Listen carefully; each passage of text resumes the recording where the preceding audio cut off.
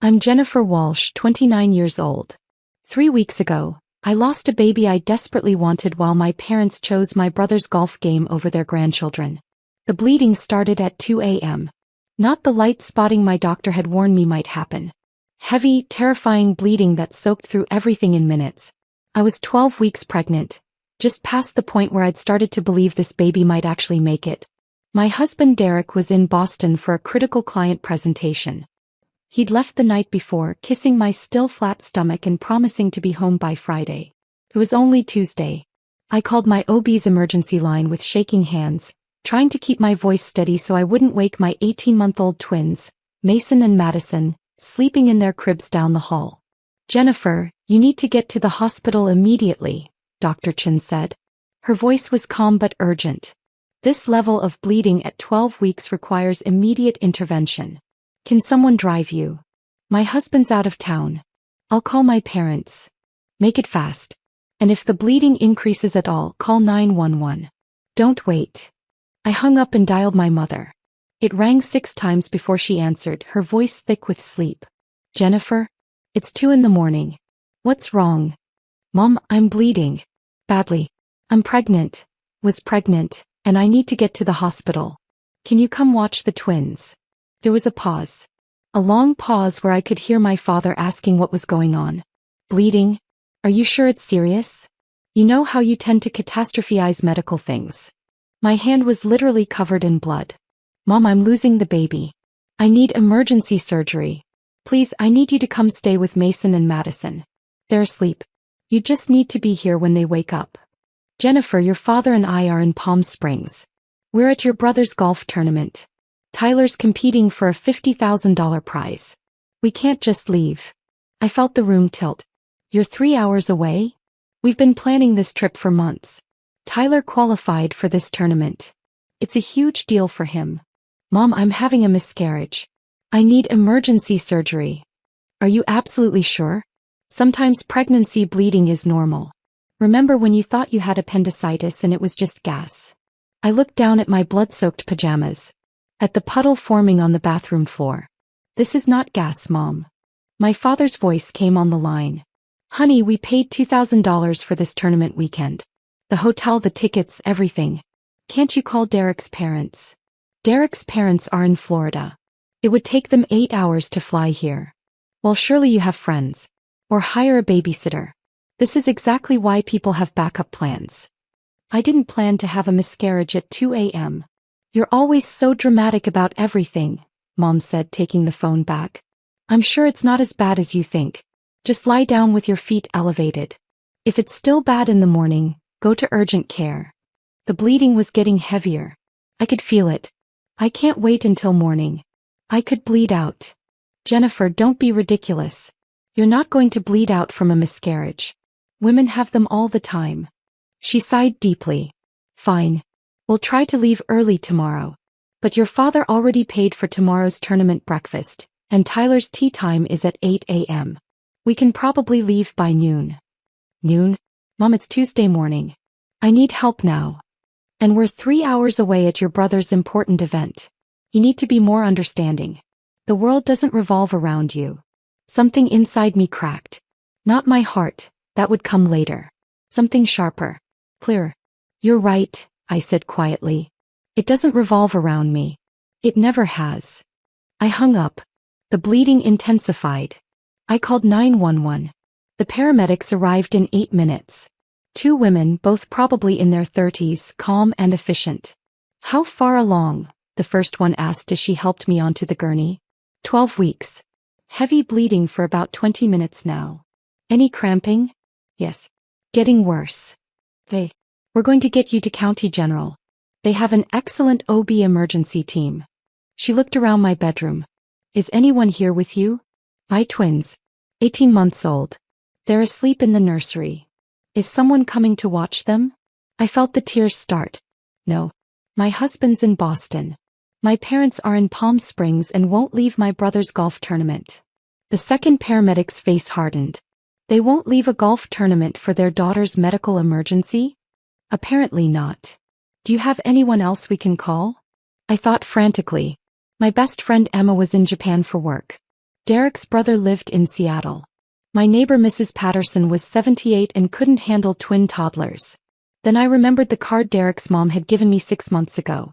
Emergency childcare solutions. When crisis strikes, we're there. There's a service, I said. Emergency childcare. I have the number in my phone. The first paramedic helped me dial while the second one started in 4. A woman answered on the second ring. Emergency childcare solutions. This is Patricia. I need help. My voice broke. I'm being transported to the hospital. Miscarriage.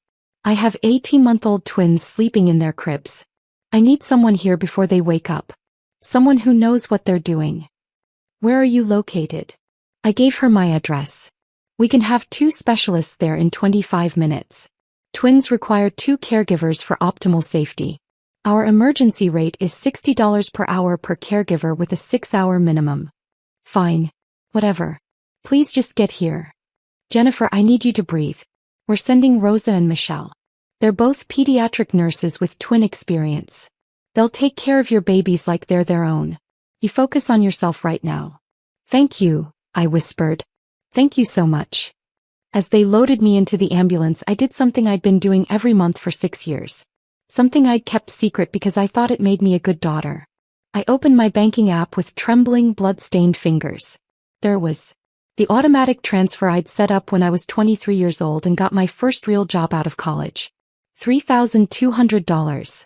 Transferred on the 15th of every month to my parents' account. It started when Dad's business had a temporary setback. When Mom mentioned they might lose the house. When my brother was still in college and needed help with tuition. Just for a few months, Dad had said.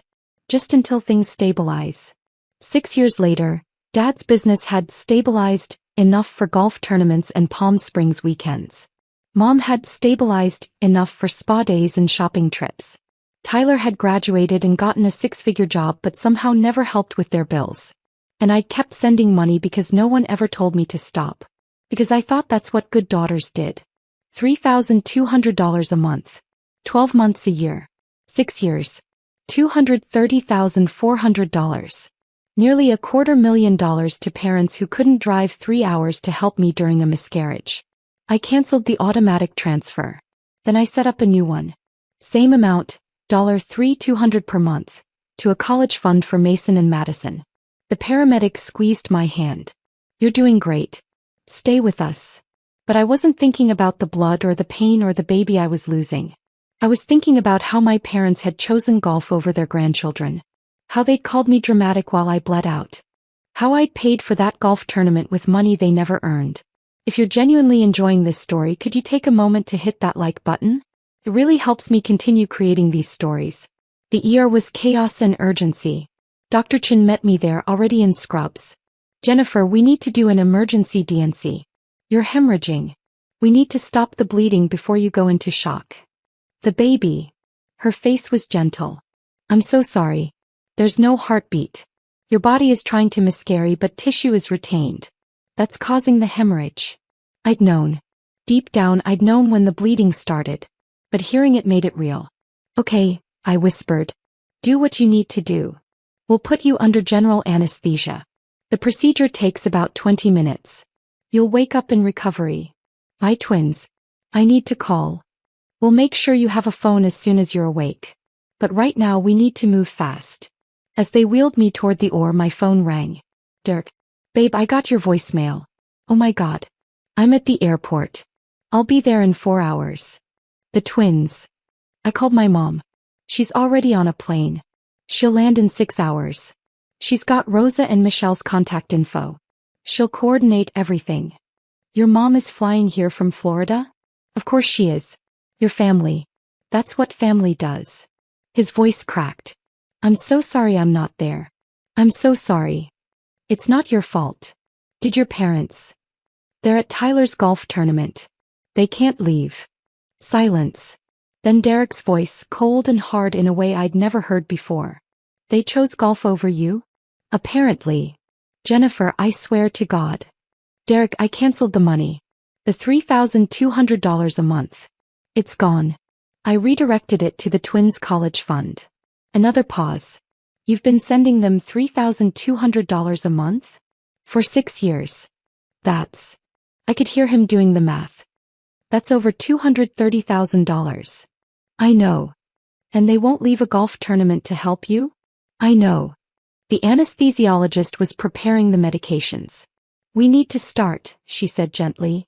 I have to go, I told Derek. I love you. I love you too. I'll be there as soon as I can. And Jennifer? Your parents are done. You hear me? They're done. The world went fuzzy as the anesthesia took hold. I woke up in recovery to the sound of voices. 2 women arguing in the hallway. Absolutely unacceptable. Your daughter is in the hospital after emergency surgery and you're worried about money? My mother's voice. That's not fair, Patricia. You don't understand the situation. I understand perfectly. Jennifer called you at 2 a.m. hemorrhaging from a miscarriage and you chose a golf tournament. We were 3 hours away. What were we supposed to do? Drive. Immediately. Like I did from Florida. Like any decent parent would do. I tried to sit up. A nurse was there instantly. Easy. You're still woozy from anesthesia. Who's out there? Your mother-in-law arrived about an hour ago. She's been addressing some concerns. Patricia Walsh, Derek's mother, was a force of nature. She'd been a labor and delivery nurse for 30 years before retiring. She didn't tolerate nonsense. And apparently she didn't tolerate my mother. You don't get to judge us, Mom was saying. We've been good parents. We've sacrificed everything for our children. Really? Because from where I'm standing, your daughter has been sacrificing for you. Want to know how I know? Patricia, don't. Jennifer's bank records were pulled for the emergency childcare service. Standard procedure for establishing payment. You know what they found? Monthly transfers of $3,200 to your account. For 6 years. That's $230,400. Silence. Your daughter, the one currently recovering from emergency surgery to save her life, has been funding your lifestyle for 6 years. And when she needed you most, you couldn't interrupt a golf game. That money was, we thought it was. You thought it was what? A gift from the money fairy? You knew exactly where it came from. You just didn't care. My father's voice now. We're here now, aren't we? We drove straight from Palm Springs. You're 12 hours late. Your daughter went through surgery alone. Your grandchildren woke up to strangers because you wouldn't leave a golf course. The childcare service took care of it. A childcare service Jennifer had to hire from an ambulance while bleeding out because their own grandparents couldn't be bothered. The nurse helping me was trying not to smile. Your mother-in-law is something else. She's amazing, I whispered. She's been here since she landed. Wouldn't leave your side. Coordinated with the childcare team. Called your husband every hour with updates. Handled all the insurance paperwork. The nurse adjusted my fore. She also banned your parents from your room until you're ready to see them. She can do that? She's listed as your medical advocate while Derek's in transit. She absolutely can do that. I heard footsteps. Patricia appeared in the doorway, her silver hair slightly disheveled, her eyes fierce. You're awake. Her face softened immediately. She came to my bedside and took my hand. How are you feeling, sweetheart? Like I lost a baby. I know. I'm so sorry. She brushed hair from my forehead. The procedure went well. No complications. You'll need to rest for a few days, but physically you'll heal. The twins. Rosa and Michelle are with them at your house. They're fed, changed and playing. I've been video calling every hour. Mason keeps asking for Mama, but they're okay. Derek will be here in 90 minutes. He'll go straight home to relieve the caregivers. You flew here from Florida. Of course I did. You're my daughter-in-law. More than that, your family. She smiled. Plus, I've been looking for an excuse to tell your parents exactly what I think of them for years.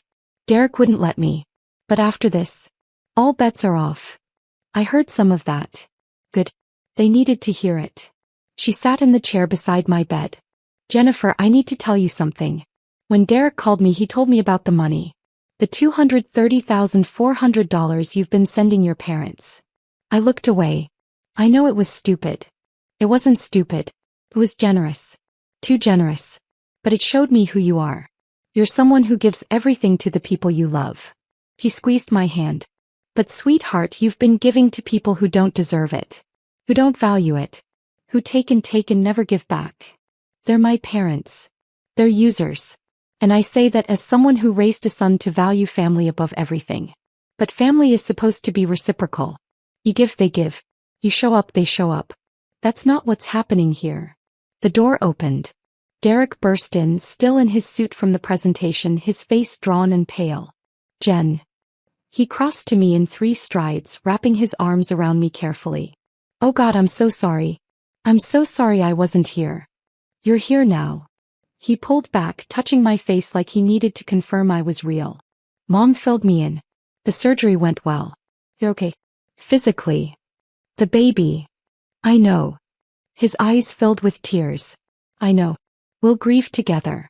But right now I'm just grateful you're alive. Patricia stood. I'll give you two some privacy. Derek, I'm going to your house to relieve Rosa and Michelle. You stay here as long as Jennifer needs. Mom. Derek caught her hand. Thank you. For everything. That's what mothers do, honey. They show up. She looked pointedly at the door where my parents were presumably still waiting. Real mothers, anyway. After she left, Derek sat on the edge of the hospital bed holding both my hands. I talked to your parents in the hallway, he said. Before my mom got there. What did they say? Your dad asked if you were okay. Your mom asked if the hospital would let them visit despite the misunderstanding with Patricia. He took a deep breath. Then your dad asked if you'd canceled the monthly payment on purpose or if it was a banking error. I closed my eyes. Of course he did. Jennifer, I lost it. I told him that his daughter almost bled to death and his first concern was money. That you'd been funding their lifestyle for 6 years while struggling as a young mother with twins. That they didn't deserve a dime of your money or a second of your time. What did he say? That I was being disrespectful. That they'd raised you and deserved support in their retirement. That the money was just helping family, and they'd assumed it was a gift. A gift they never acknowledged or thanked me for. Exactly. Derek's voice was shaking. Then your mom said something that made me want to throw them both out of the hospital. What? She said, Jennifer's always been overly emotional about these things. She'll understand once she calms down. We're still her parents. I felt something inside me go very still. Very calm. Derek, I need you to do something for me. Anything. I need you to tell them they can leave. That I don't want to see them. That when I'm ready to talk I'll reach out. But right now they need to go. Are you sure? I've never been more sure of anything in my life. He kissed my forehead. Consider it done. I heard Derek's voice in the hallway. Firm. Final. You need to leave. Jennifer doesn't want to see you right now. My mother. That's ridiculous. We're her parents. We have a right. You have no rights here. You gave those up when you chose golf over your daughter's medical emergency. Derek, you're overreacting. Your mother has poisoned you against us. My mother told me the truth. Something you've apparently never done. My father. Now listen here, young man. No, you listen. Jennifer almost died today. She lost a baby she desperately wanted. She needed you and you weren't there. You've been taking her money for 6 years and giving nothing back. That ends now. That money was a gift. A gift you never thanked her for. A gift you treated like an entitlement. A gift that's now going to your grandchildren's college fund instead. Silence. Then my mother's voice, cold. She's going to regret this. Family is forever. She can't just cut us out. Watch her, Derek said. Now leave before I have security escort you out. I heard footsteps retreating. Then Derek was back, his face flushed with anger. They're gone. Thank you. Jen, I need to say something. I knew you were sending them money. Not how much, but I knew. And I should have questioned it. I should have asked why. I should have protected you from them. You didn't know. I should have. I should have seen the pattern. The way they always called you dramatic. The way they dismissed your needs. The way they used you. Derek. I'm serious. I'm your husband. I'm supposed to protect you from people who hurt you even if those people are your parents. Especially if those people are your parents. I pulled him down to me. You're protecting me now. That's what matters. We held each other while I cried. Not just for the baby I'd lost, but for the parents who'd shown me exactly who they were.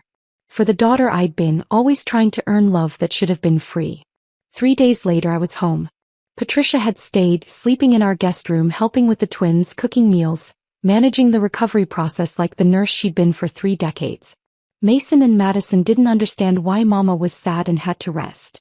But they understood that Grandma Patricia was there and she gave the best hugs and made the best pancakes. Derek had taken a week off work. The client presentation had gone so well they'd landed the account, but Derek had made it clear. Family came first. Boys. My parents had called 17 times. I'd answered none of them.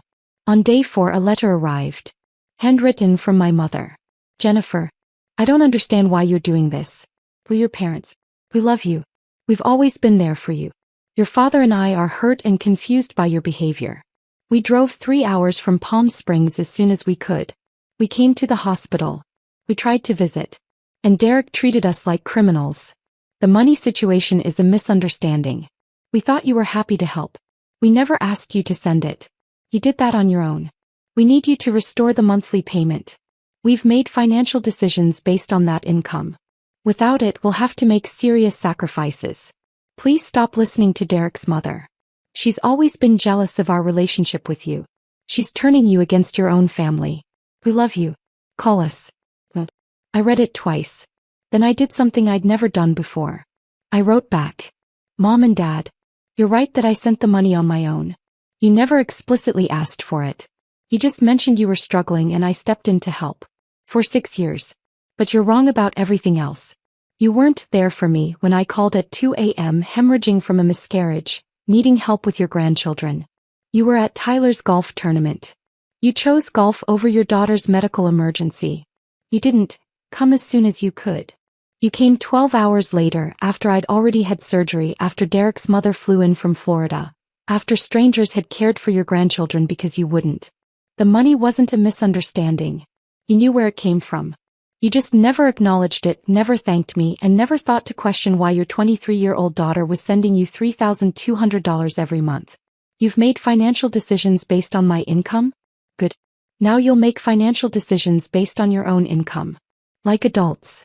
Like I had to do when I was 23 years old, funding your lifestyle while building my own life.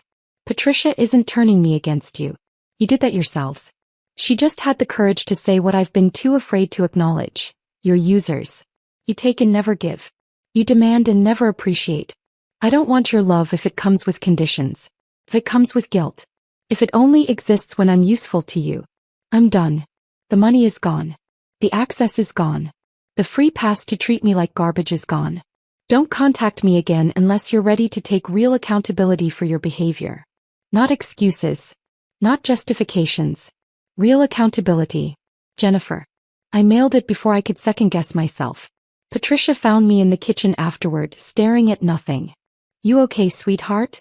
I just told my parents to leave me alone unless they can actually apologize. He pulled me into a hug. I'm proud of you. I feel like I should feel worse. Like I should feel guilty or sad or something. Do you? I thought about it. Really thought about it. No. Oh, lighter. Like I've been carrying something heavy for years and I finally put it down. That's because you have been. You've been carrying their financial burden, their emotional burden, their expectations. You've been carrying the weight of trying to earn love that should have been given freely. She pulled back to look at me. Jennifer, you're allowed to put that down. You're allowed to say enough. What if they never change? What if I just lost my parents forever? Then you didn't lose parents. You lost users. And honey, that's not a loss. That's freedom. 2 weeks later, my brother Tyler called. Jen. It's me. I hadn't heard from Tyler in months. He usually only called when he needed something or when Mom made him. Hey Tyler. Mom told me what happened. The miscarriage. The hospital. The fight. He paused. I'm sorry. About the baby.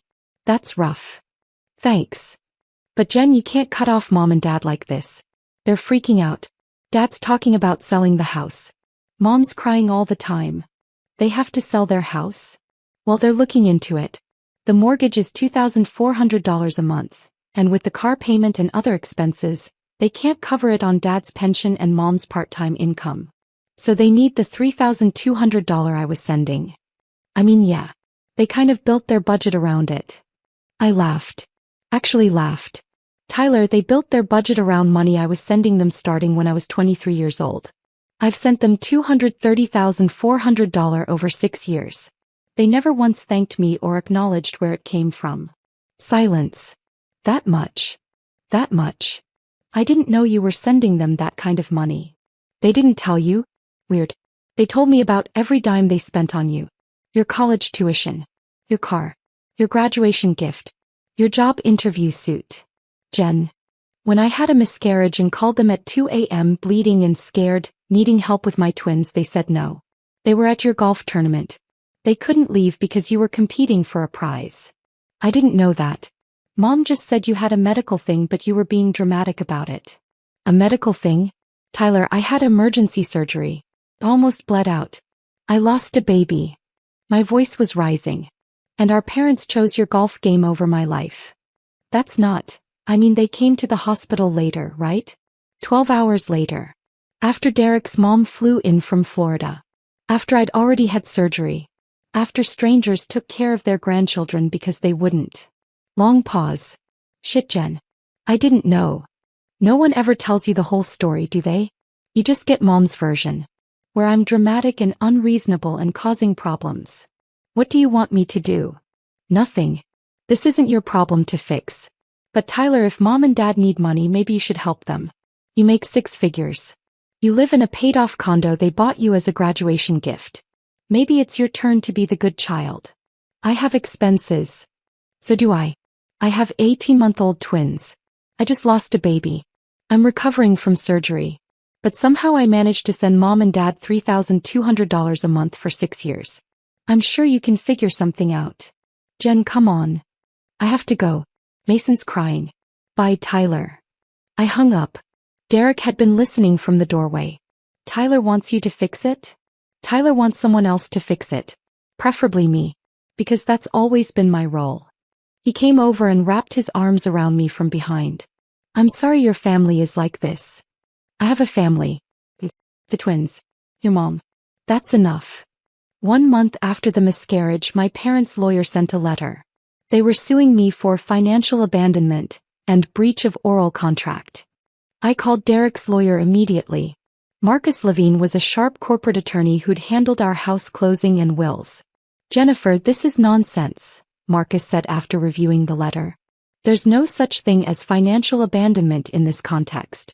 And they'd have to prove an oral contract existed, which requires consideration, terms, and mutual agreement. Did you ever sign anything? Agree to specific terms? No. I just started sending money when they said they needed help. They never asked me to stop. Then they have no case. But they're clearly trying to intimidate you into resuming payments. What do I do? We send a response. We outline the facts. You voluntarily provided financial assistance with no contractual obligation. You ceased that assistance at your discretion. You owe them nothing legally or morally. He paused. Jennifer, if you want, we can go further.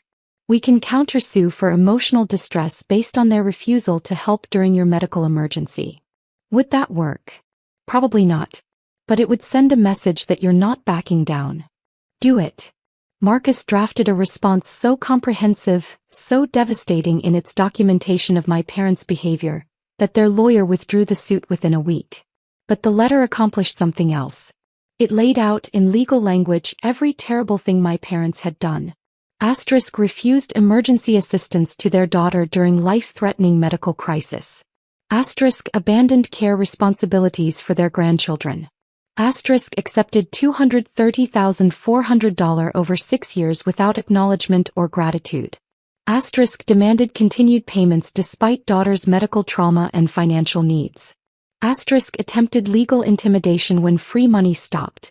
My parents' lawyer had called Marcus personally. My clients didn't tell me the full story. I wouldn't have taken this case if I'd known. Please convey my apologies to Ms. Walsh. 3 months after the miscarriage, Derek and I went to therapy. We needed help processing the loss, the family betrayal, all of it. Our therapist, Dr. Reeves, listened to the whole story over 2 sessions. Jennifer, I want you to do an exercise, she said. I want you to list everything you've given your parents over the years. Not just money. Everything. I thought about it. Then I started listing. Money. $230,400 total. Time. Hours and hours helping them move, organizing their garage, managing their medical appointments. Emotional labor. Always being available when they needed to vent or needed advice. Grandchildren. Mason and Madison, who they've seen maybe 20 times in 18 months. Forgiveness. For missed birthdays, forgotten holidays, constant criticism. Free passes. For calling me dramatic, for dismissing my needs, for favoring Tyler. Now list what they've given you in the past 6 years. I sat in silence. Jennifer, what have they given you? Criticism. Disappointment. Guilt. Anything positive? I thought harder.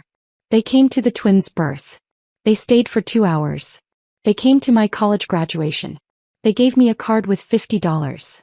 In 6 years, during which you gave them nearly $250,000 and countless hours of labor and emotional support, they gave you $50 and brief appearances at major life events. Seeing it laid out like that broke something open in me. I've been in a one-way relationship with my parents my entire adult life. Yes, Dr. Reeves said gently. And probably before that too. You just didn't have the perspective to see it. Why did I keep giving? Because you were hoping that eventually if you gave enough they'd give back. They'd see your worth. They'd love you the way you deserved. She leaned forward. But Jennifer, some people are takers. They'll take everything you offer and ask for more. They'll never be satisfied because the problem isn't how much you're giving. The problem is who they are. Derek took my hand. Your parents will likely never understand why you cut them off, Dr. Reeves continued. In their minds they'll always be the victims. You'll always be the ungrateful daughter. And you need to make peace with that. How? By accepting that their opinion of you doesn't define your worth. By building a life with people who actually value you. By letting go of the fantasy of who you wish they were and accepting who they actually are. 6 months after the miscarriage, I got pregnant again. We didn't tell anyone for weeks. We were terrified. Every twinge, every moment of discomfort sent me into panic. But at 20 weeks we had the anatomy scan. Healthy baby girl. Strong heartbeat. Everything perfect. Patricia cried when we told her. I'm going to be a grandmother again. A real grandmother this time. You're already a real grandmother, Derek said. Mason and Madison love you. I know. But this one I'll get to know from the beginning. She hugged me carefully. Jennifer, I'm so happy for you both. We're not telling my parents, I said. I need you to know that. When the baby comes they won't know. They won't be invited to meet her. I understand. And I support you completely. At 32 weeks I got an email from my mother. The first contact in 6 months. Jennifer, your cousin Amanda told me she saw you at the grocery store. She said you're pregnant. Very pregnant. I can't believe you didn't tell us. We're going to be grandparents again and we had to hear it from a cousin? This is cruel. Whatever you think we did wrong, we don't deserve this. We deserve to know our grandchildren. We'll be at the hospital when you deliver. We have a right to meet our granddaughter. I didn't respond. Instead, I called the hospital and put them on a no-access list. The staff assured me that without being on my approved visitor list, they wouldn't even be told I was there. At 38 weeks I went into labor. Patricia drove me to the hospital while Derek stayed with the twins. Elena Rose Walsh was born at 3:47 a.m. Perfect. Healthy. Beautiful. Patricia was in the delivery room cutting the cord, crying happy tears. She's gorgeous, Patricia whispered. Absolutely perfect. My parents showed up at the hospital 6 hours later. I know because security called my room. Ms. Walsh, there are 2 people here claiming to be your parents. They're demanding to see you and the baby. They're not on your approved list. Don't let them up. I don't want to see them. Understood. We'll handle it. 20 minutes later, Patricia's phone rang. My mother's number. Don't answer it, I said. I'm not. But Jennifer, they're going to escalate. He was right. Over the next 2 days in the hospital my parents tried everything. Asterisk called the hospital repeatedly claiming emergency. Asterisk showed up at visiting hours claiming they had permission. Asterisk called Derek's phone over and over. Asterisk sent Tyler to check on me. Asterisk had my aunt call saying it was cruel to keep grandparents away. We ignored all of it. When we came home there were flowers on the doorstep. A card. Congratulations on our new granddaughter. We can't wait to meet her. Love, Grandma and Grandpa. Derek threw them in the trash. They don't get to do this, he said. They don't get to pretend everything's fine and claim a relationship with Elena that they haven't earned. 1 year after Elena was born on her first birthday, my parents sent a gift. A large box containing a silver baby brush and mirror set, expensive and engraved. To our precious granddaughter Elena. With love from Grandma and Grandpa. There was a note for me. Jennifer, we've given you space like you asked. It's been over a year. Surely that's enough time for you to calm down and see reason. We're sorry if we hurt you. We never meant to. We love you and we want to be part of our grandchildren's lives. Can we please start over? Mom and Dad. I read it 3 times. Looking for real accountability. For understanding of what they'd actually done wrong. All I found was sorry if we hurt you, the classic non-apology. And the implication that I was the problem, the one who needed to calm down and see reason. I packed the gift back up and mailed it back with a note. Mom and Dad. Sorry if we hurt you, isn't an apology. It's a dismissal. Real accountability would sound like, we're sorry we refused to help during your medical emergency. We were wrong to prioritize a golf tournament over your life. We were wrong to take your money for 6 years without acknowledgement. We understand why you set boundaries and we respect them. Until you can offer real accountability, we have nothing to discuss. Don't send gifts for children you haven't met and don't have a relationship with. Don't pretend everything's fine. Don't ask me to start over when you haven't addressed what went wrong in the first place. If you ever want a real relationship with me or my children, it starts with honesty. With taking responsibility. With understanding that you damaged our relationship and it's your job to repair it, not mine. Jennifer. I never heard back. 2 years after cutting off my parents, I ran into my mother at Target. The same store where I'd bought Elena's first birthday outfit. She looked older. Tired. She was pushing a cart with generic brands. A far cry from the name brands she used to insist on. Jennifer. She stopped. Her eyes went to Elena in my cart, now 2 years old. Then to the twins who were 4 and holding onto the cart sides. Mom. They're so big. I can't believe how big they are. Kids grow. That's what they do. Elena looks like you did at that age. So I've heard. We stood there in awkward silence. Jennifer, can we talk? Please. About what? About fixing this. About being a family again. We were never a family, Mom. We were a one-way relationship where I gave everything and you took it. That's not fair. It's completely fair. I gave you $230,400. I gave you time, energy, emotional labor. And when I needed you most, when I was bleeding, losing a baby, terrified and alone, you chose golf. She flinched. I've apologized for that. No, you haven't. You said, sorry if I hurt you. That's not an apology. That's a deflection. What do you want me to say? I want you to say, I was wrong. I chose a golf tournament over my daughter's medical emergency and it was unforgivable. I took your money for 6 years and never once thanked you or acknowledged your sacrifice. I treated you like an ATM and a burden instead of a daughter. I was a bad mother and I'm sorry. She looked stunned. That's cruel. That's honest. And if you can't be honest about what you did, we can't move forward. Jennifer, please. Your father and I are struggling. We had to downsize. We're living in a small condo now. We can barely afford. Stop. I held up my hand. Don't tell me about your financial struggles. I don't care. You made choices. You built a lifestyle on money that wasn't yours. You took advantage of your daughter's generosity. Now you live with the consequences. We're your parents. DNA doesn't make you parents. Showing up does. And you've never shown up for me. Not when it mattered. Mason tugged my sleeve. Mama, can we go? This lady is making you sad. My mother's eyes filled with tears. I'm not this lady. I'm your grandmother. No, I said firmly. You're not. Their grandmother is Patricia. She's the one who shows up.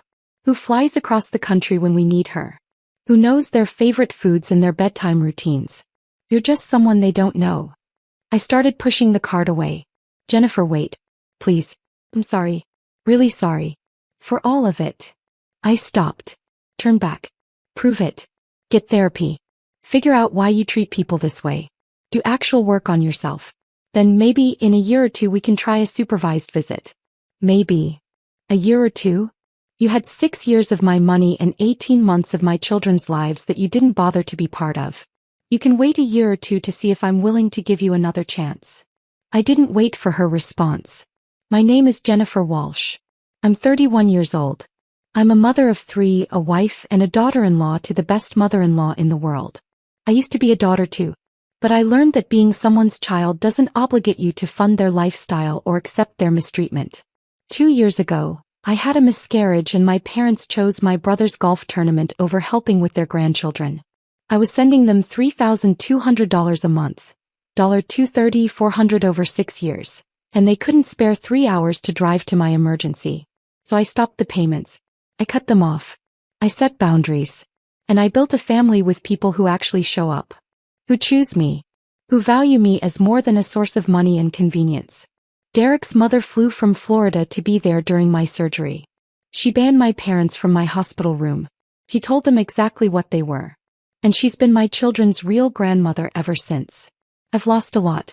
I lost a baby I wanted desperately. I lost the parents I wished I had. I lost the fantasy of what family was supposed to be. But I gained so much more. Peace. Self-respect. A clear understanding of my worth. Children who will grow up knowing that love doesn't come with conditions. That family is who shows up. If there's anyone out there who's been the family ATM, who's been funding their own mistreatment, who's been told they're dramatic when they express legitimate needs, I want you to know something. You are not obligated to maintain relationships with people who only love what you provide. You are allowed to stop funding people who refuse to show up for you. You are allowed to protect yourself and your children from toxic people, even if those people are your parents. And if walking away means losing people who never really valued you in the first place, that's not loss. That's freedom. Drop a comment below and let me know where you're listening from. And if you've set boundaries with family members who treated you like an ATM, you're not alone. We're all out here building better lives one boundary at a time.